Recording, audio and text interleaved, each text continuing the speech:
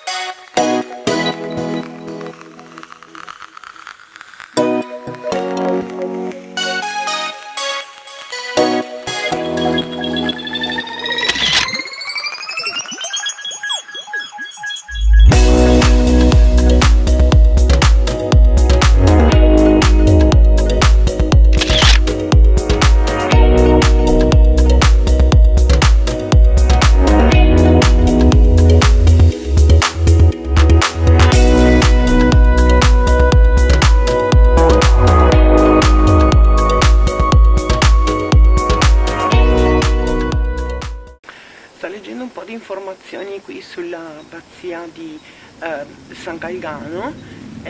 Ad esempio ho scoperto nel 1786 è caduto un fulmine che ha abbattuto il campanile che era qui, e l'abbazia è stata sconsacrata nel 1789 e trasformata in una fattoria, e gli interventi di restauro per cercare di preservarla e vederla come la vediamo oggi sono iniziati nel 1926.